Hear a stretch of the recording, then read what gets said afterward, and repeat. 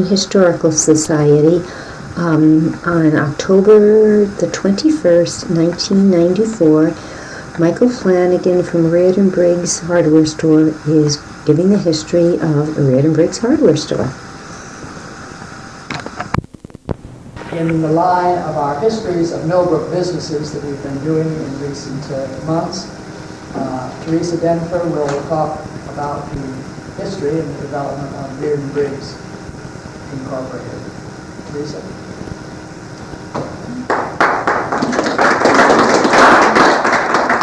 Good evening. Don't tell my father, but I went into his office and all the pictures off his wall while he was away. You want to come up here? I'd like to Reardon Briggs. We have dozens of people every year ask us, Reardon Briggs, why not Millbrook Hardware? Why not Flannagan Hardware? Why not Hardware is my life? As Mike is famous for. My position is president of Reardon Briggs. I succeeded my father in 1991. I have two brothers, Pat and Mike, who are also officers of the corporation. And one thing that's very interesting about Reardon Briggs is there's a constant throughout its history, and that's family. Reardon Briggs, there were three men, devoted businessmen, two Briggs and one Mr. Reardon. Mr. Reardon started the hardware business in the late 1800s. And the difficult part for me in my research going through the corporate minutes is that they seem to be very good notes. And that's one of our goals of our generation, is to carefully document everything we do, every edition, things like that, so it's easier for the later generations to track things. Reardon Briggs represents a history in Millbrook, and a history that's an important part of us. And we would never change that name for the following reasons. In 1917, James Reardon, Anthony, and Harold Briggs incorporated their hardware and farm equipment business. That's a picture of Uncle Harold, and everyone in the village called him Uncle Harold and Uncle Anthony. James Reardon enticed Harold and Anthony, who had recently left farming, to join the business. And this is the picture, and this is dated the late 1800s of the Reardon Briggs building. The bond was solidified by the marriage of James Reardon's daughter to Anthony.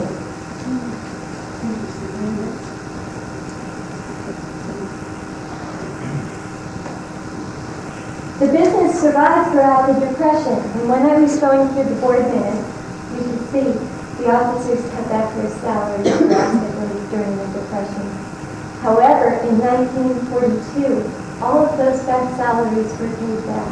The business is thriving. This is a picture in the early 1900s of the hardware store, as it looked. And I swear the customer in front of the counter looks like George Whalen, and the second one looks like Mike.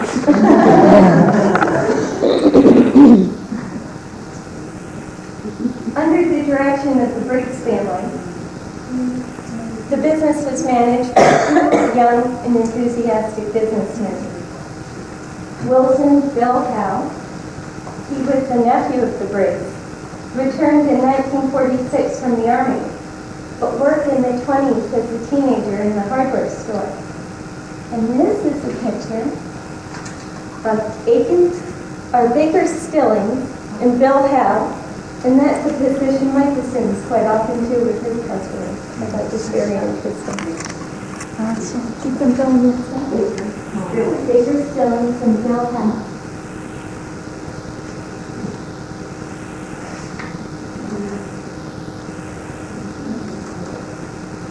Bob Flannagan is an experienced farm equipment salesman who was hired in 1954. That's my dad.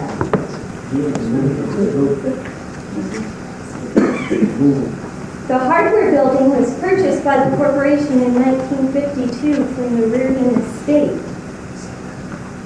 Now, half of the store was a drugstore. It was the Haynes Vincent Pharmacy.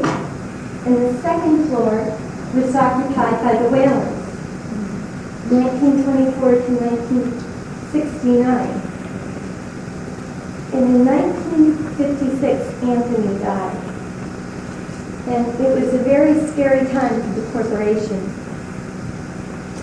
And I'd like to read this notice to our customers that appeared in the newspaper at that time. On March 14, 1957, Reardon Briggs will have completed its 48th year in the hardware and implement business in Millbrook.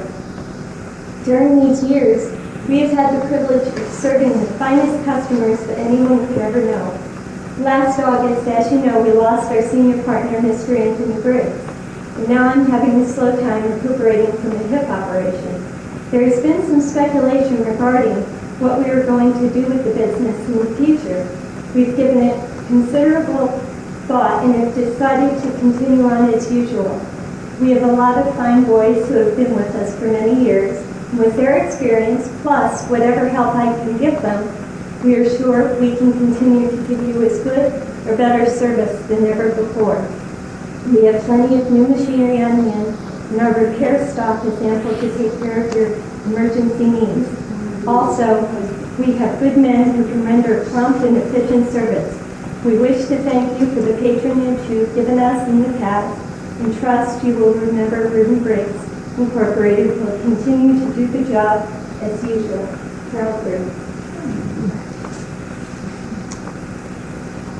That newspaper article in the corporate minute indicate Harold's concern for the business because his health was failing at that point. Now in 1958, it was time for a party, and it was the 50th anniversary of Reardon Briggs. And the directors assigned Hal, who is known for throwing parties, as I understand, the task of planning the event. And this is a supplement of the Millbrook Roundtable devoted to the event of the 50th anniversary.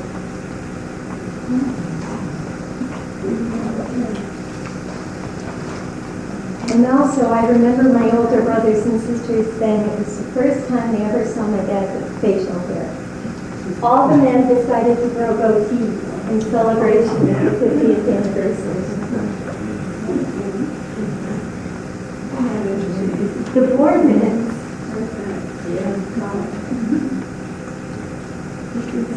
While you're looking at those pictures, I'd like to read Harold's personal minutes.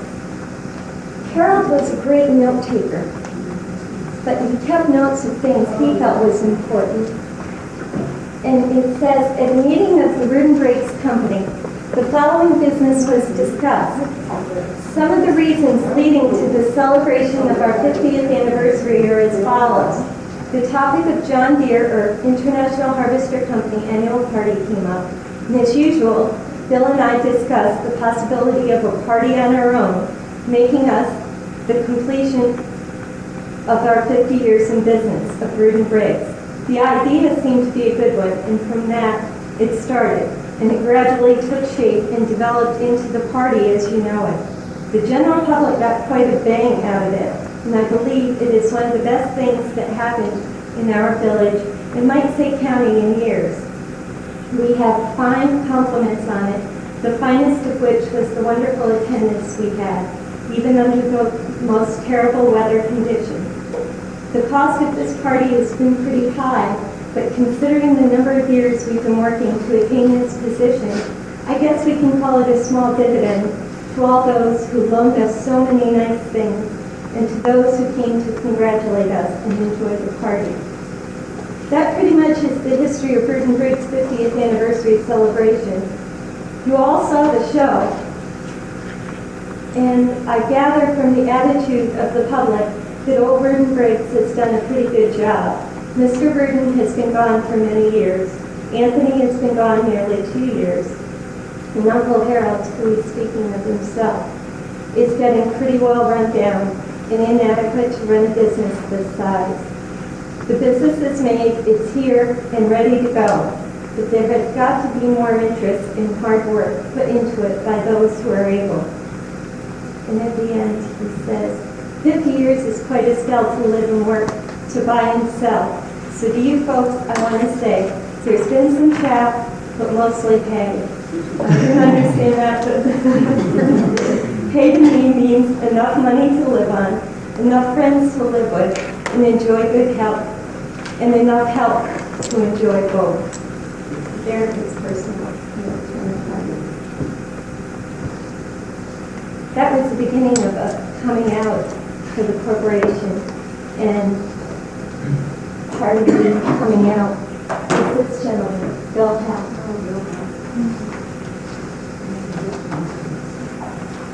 Yes, I met him, Dr. Foster. The board minutes also indicated about the party and the money they spent. It was $2,400 for that party, which back then was considerable. The board minutes said, in terms of respect and goodwill over 50 years, $4 per month didn't seem an exorbitant cost. During this time also, John Deere canceled our contract. And we were still international harvester in New Holland. But Reardon Briggs always had diversity and interest. And John Deere wanted us to limit ourselves to John Deere. And none of the men wanted anything to do with that at that point. In 1959, they started the annual events, such as the Dutchess County Display, with all the farm equipment being moved up there. Also, interestingly enough, they used to have a turkey bonus.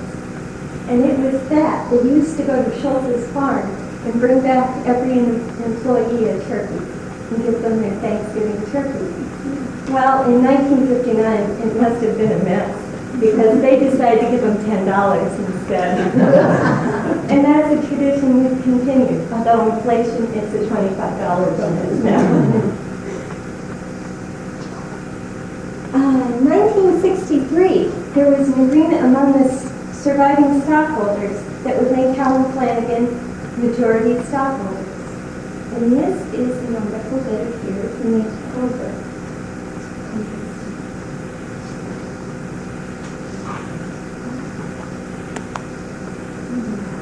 Would it be easier if I read that out loud? Maybe. Harold wrote parts of it himself.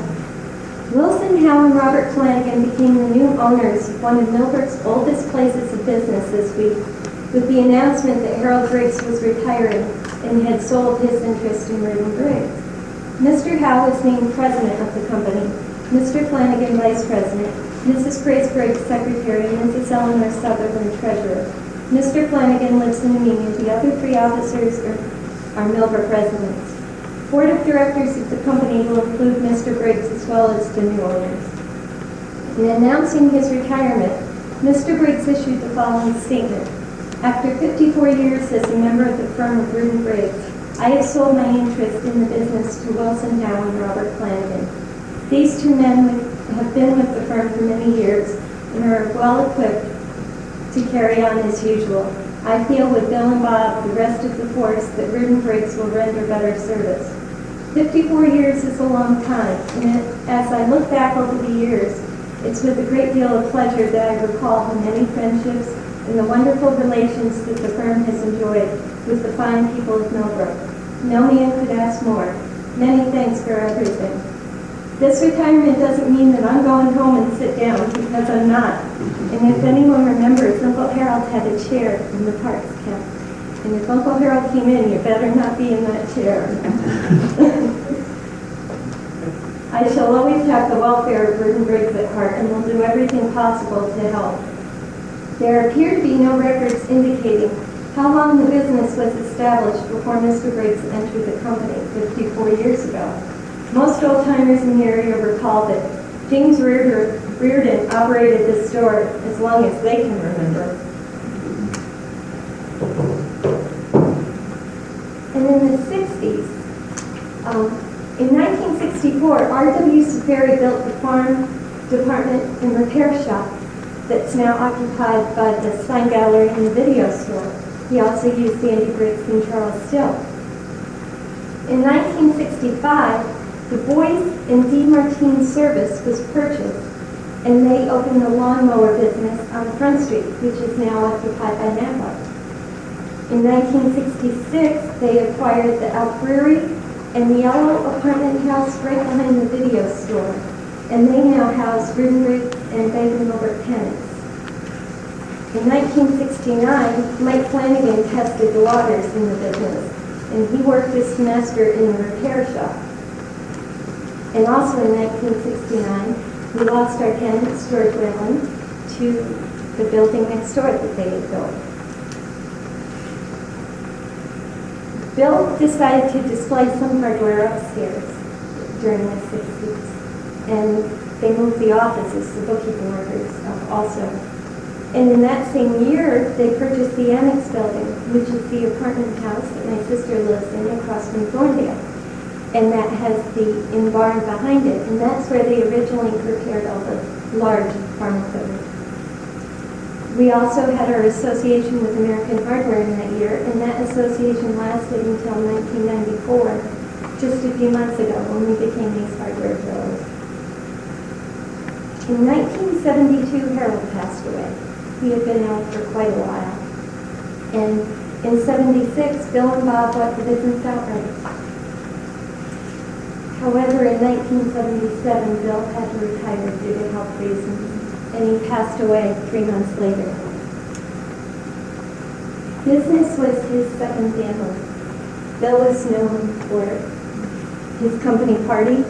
He'd invite all the employees and their families and grandmothers and everyone, and it was the hit of the season. We also had a wonderful Christmas party.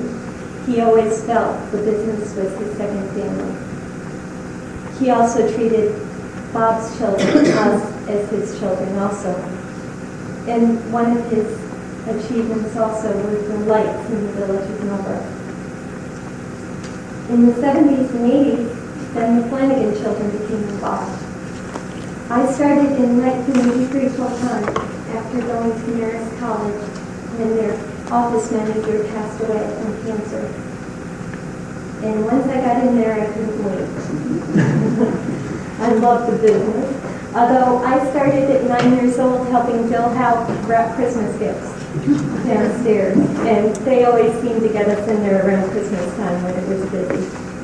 In 1981, Pat joined the equipment business. Although Pat was 10 years old when he was helping out at the Dutchess County Fair, and he also was behind the scenes in the parks counter for years. During Pat's tenure at the Lawn and Garden Center, we've experienced 2 moves. In '78, we moved to Mabbittsville, where we combined the farm department and the lawnmower shop. And then again in 1983, we moved to Washington Hollow. In 1985, they canceled the association with International Harvester in New Holland due to the decrease in dairy farming. And they focused on the lawn and garden business. And in that same year, Michael, who is experienced in Herman Sporting Goods and Volvo Corporation, came and became manager of the hardware store. In 1989, Bob and Mike and I planned the expansion of the hardware store. We doubled the size, and interestingly enough, 25 years later, we used R.W. Safari, Andy Briggs, and Still, the people they had used 25 years previously. In 1991, Paul retired, and the business continues to be run by the family with his children as directors. We owe our growth to hard work by all involved and dedicated service of our people to our customers. Family has been a part of our past and a major part of our future. And now I'll open it up to questions, and if I can't answer them, I promise to send a letter back and answer them.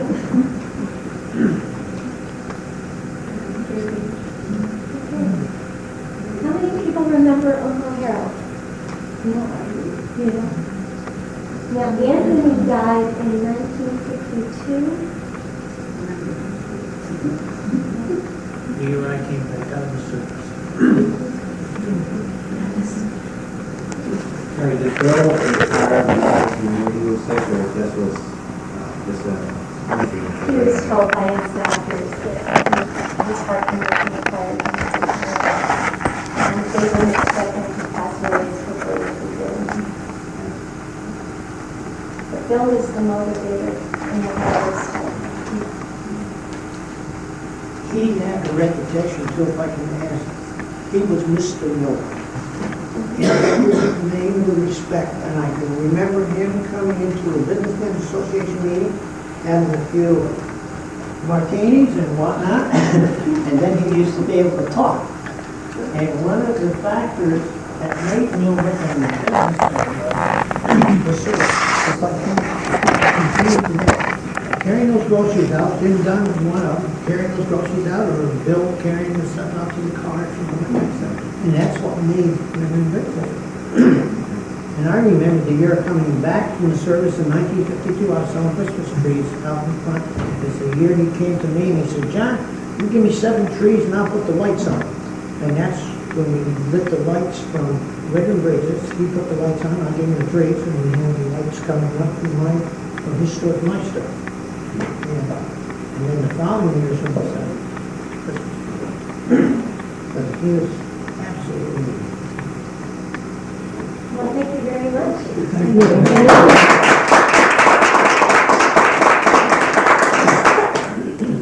And I'll get the pictures back in the wall, but you probably noticed.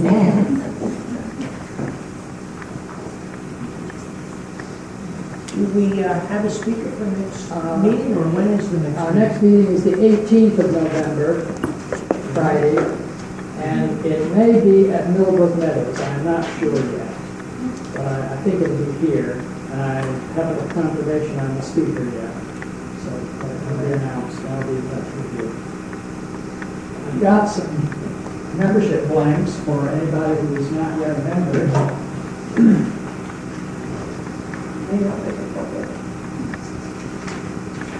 So it's nice to realize I didn't get some post office with me. George, is there anything available that tells when? Our meetings now, for the last 3 years, have been September, October, November, then March, April, May, for the good weather question. Originally, we had monthly meetings, and that had to drop out. Just a point of interest. Because people do ask us upstairs. This is true. And I don't have anything to give them. I mean, I've been giving you George's name at times, but. Please and tell them that. Yeah. What might be a thing to do is to set up a schedule right now, or with the board or the trustees, and set up a schedule and say, okay, these are going to be our meetings. And then the membership would know. I mean, The executive committee comprises the president, the immediate past president, and the 3 trustees. And so we should get together in the month of November early and start out the year. I'll call a meeting sometime in the first part of November, and we'll sit down and we'll make out a schedule for 94, 95. And then we'll get it out to the members, and then as the new members come in, we'll just pass it on to them. On November the 8th, I have consented to go down to the Gilbert Meadows and show my slides to go over the schedule to do it on the 8th, on the 15th. And my wife has already made plans, so I had to go back to November 8th. But that's the day of election night, so I'll be down there showing the slides. So, That's it.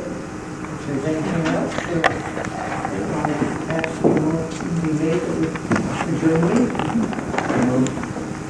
Second. Aye. I'll be on November 18th. I enjoyed it. Not being one thing.